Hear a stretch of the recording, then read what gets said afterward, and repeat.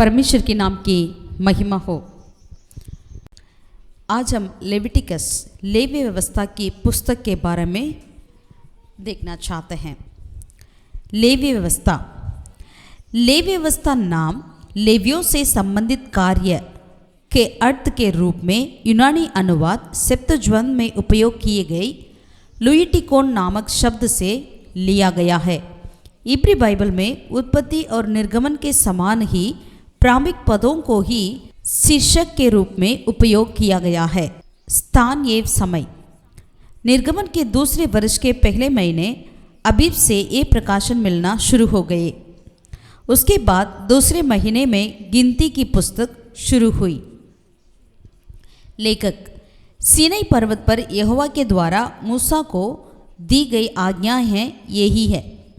उक्त कथन से अनुमान लगाया जाता है कि पहले लिखी गई बातों को मूसा ने यहोवा से पाकर लिखा है। 56 बार हम देख सकते हैं कि यहोवा ने मूसा को ये आज्ञाएं दी। यीशु मसीह भी मूसा को लेखक के रूप में प्रमाणित करता है।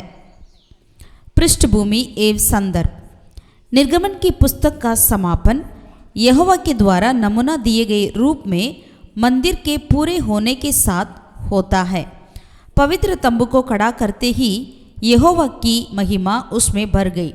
उसके बाद मरुभूमि से कुछ करने तक के 50 दिन तक तंबू से संबंधित आराधना बलियां, लेवियों के दिशा निर्देश इत्यादि से संबंधित नियम लेवी व्यवस्था में लिखे गए हैं।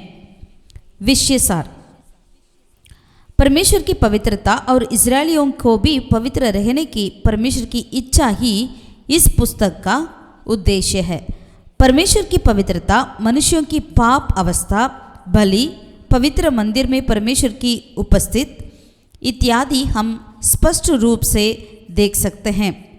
बलि 42 बार, याजक 189 बार, लहू 86 बार, पवित्र 87 बार, पाप का हल 45 बार इत्यादि शब्दों को बार बार उपयोग किया गया है।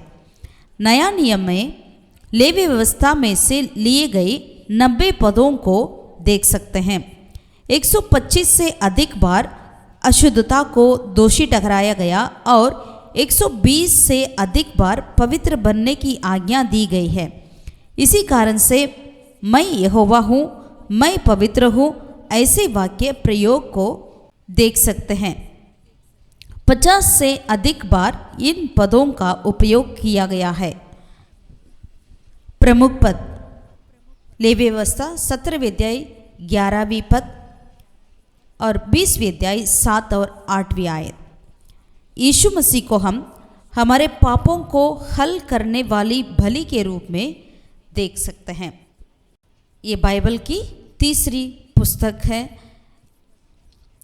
विषय विभाजन परमेश्वर की ओर मार्ग बलि पहला अध्याय से लेकर 16वें अध्याय तक हम देख सकते हैं। इसके नीचे बलि के नियम पहला अध्याय से लेकर 7वीं अध्याय तक देख सकते हैं। सर्वसाधारण नियम चैप्टर 1 वर्स 1 से लेकर चैप्टर 6 वर्स 7। प्रस्तावना पहला अध्याय 1 और 2 आयत में देख सकते हैं। होम बलि पहला अध्याय 3 आयत से लेकर 17वीं आयत तक। अन्न बलि दूसरा अध्याय में 1 through 16। मेल बलि तीसरा अध्याय 1 through 17। पाप बलि अध्याय 4 से लेकर 5वें अध्याय 13वीं आयत तक। दोष बलि 5वें अध्याय का 14 से लेकर 6 अध्याय 7वीं आयत तक।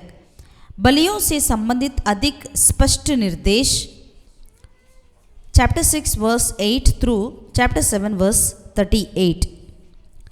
इतिहास की गवाही chapter 8 verse 1 through chapter 10 verse 20। बलियों की शुरुआत चैप्टर 8 वर्स 1 थ्रू 36। प्रथम अर्पण चैप्टर 9 वर्स 1 थ्रू 24। बलियों का दुरुपयोग नादाब और अबीहू का बातें चैप्टर 10 1 through 20। पवित्रकरण के नियम 11वें अध्याय 1 थ्रू 15वें अध्याय का 33 तक। पाप के हल का दिन 16वें अध्याय 1 से 34। दूसरा भाग परमेश्वर के साथ चलना। परमेश्वर के साथ चलना ये कार्य 17वें अध्याय से लेकर 27वीं अध्याय तक लिखा हुआ है। इसका पहला भाग में लोगों की पवित्रता के नीचे भोजन से संबंधित 17वें अध्याय, विवाह से संबंधित 18वें अध्याय, सामाजिक अनुशासन से संबंधित 19वीं अध्याय, अनाज्ञाकारिता का दंड 20वीं अध्याय, याजकों की पवित्रता और उनके दान 21वीं अध्याय से लेकर 22वीं अध्याय तक,